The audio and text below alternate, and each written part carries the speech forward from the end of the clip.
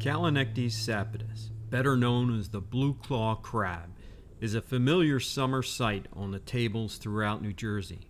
Whether you're eating them steamed or sautéing up a skillet full of soft shells, these crabs are a delicacy. New Jerseyans and visitors to our beaches consume over $10 million worth of crabs each year, a hearty and tasty boost to our economy. Commercial and recreational crabbers catch blue claws in our bays and salt marsh creeks using a Chesapeake-style commercial crab trap. These traps are also commonly known as pots. Crabs enter the 3-foot wire mesh cubes through a one-way opening. These crab pots are marked with a surface buoy for easy retrieval and checked every 24 to 48 hours. When recovered, the legal-sized crabs are kept and all the other organisms thrown back. Commercial fishermen and recreational boaters share the crowded summer waterways. Storm events and improper rigging can both lead to pot loss.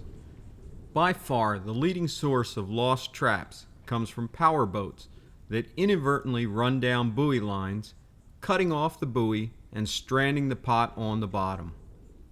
Once the buoy is gone, the baited trap lies on the bottom with no easy means of retrieval.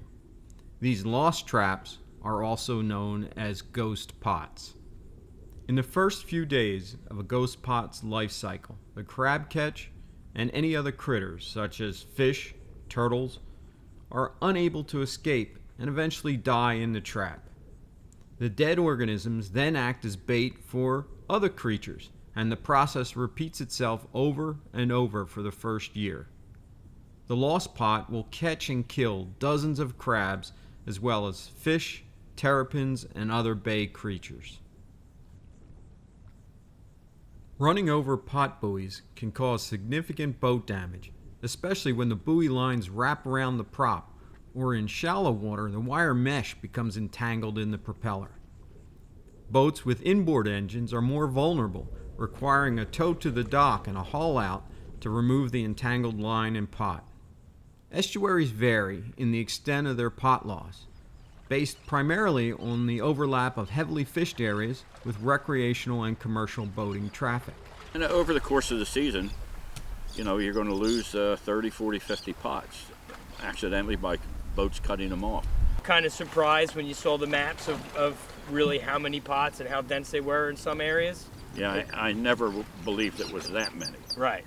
When multiplied by the number of crabbers, the problem can be huge in certain estuaries.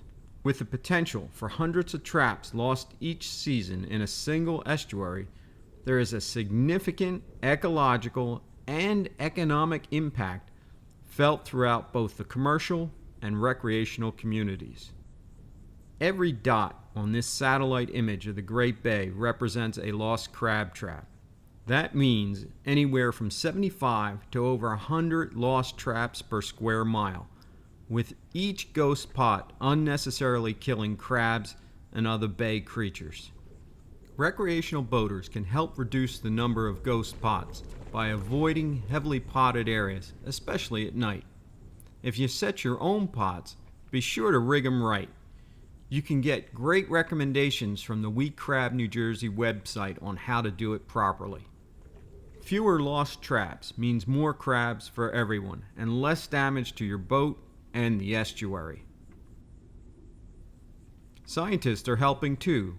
Folks from the Stockton College Marine Field Station are using sonar to locate ghost pots. Stockton College and the Jacques Cousteau National Estuarine Research Reserve were funded by the National Oceanographic and Atmospheric Administration, better known as NOAA, to find and remove lost traps in the Great Bay Area.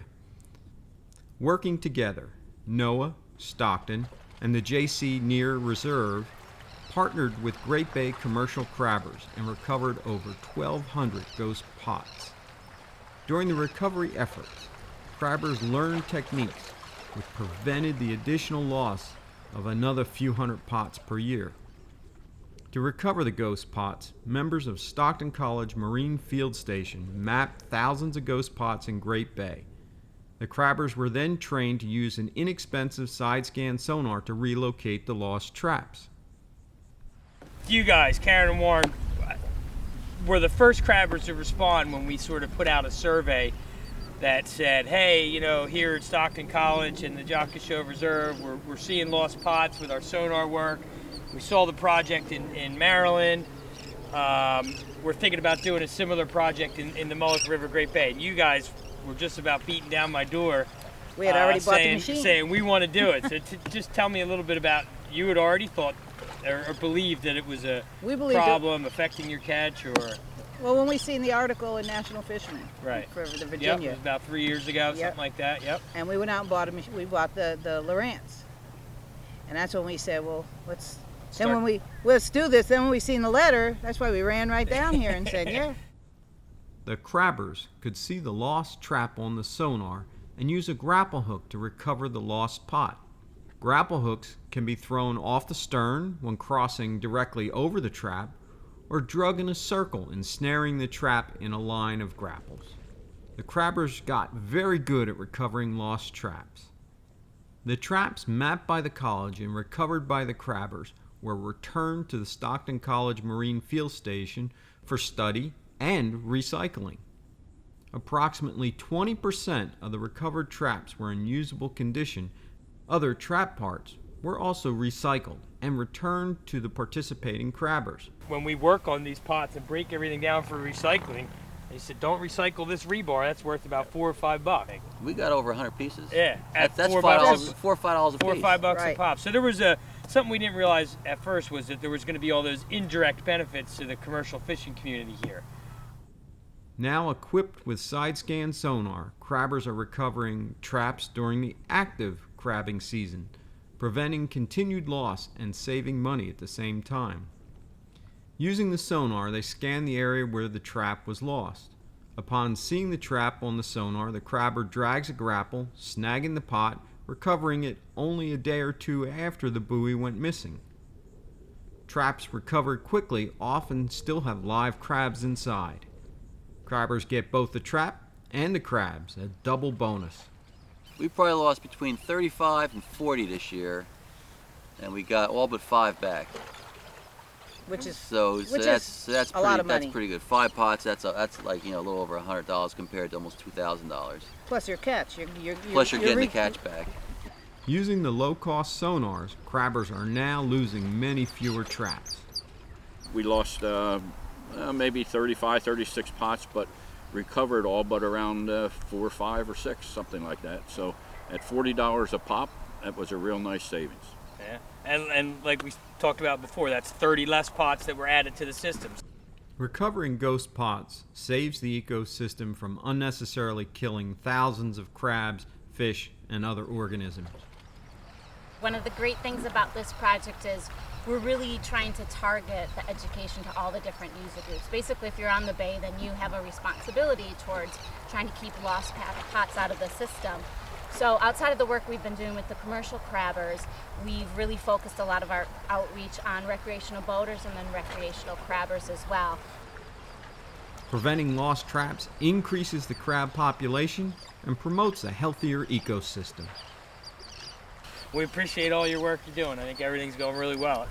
As well, if not better, than we expected, definitely, especially with the summertime benefit Yeah, that we realized with the machine. That was a real bonus that I hadn't counted. I remember you called me on Labor Day weekend and that was a good phone call to say thank you. That you had a good season, and were able to recover 30 some pots that you otherwise would have lost by being involved in the program. 30 pots more that you would have had to purchase to replace them. So Whether boating or fishing, you can help reduce the number of ghost pots. So watch out for those crab pot buoys and always boat safe.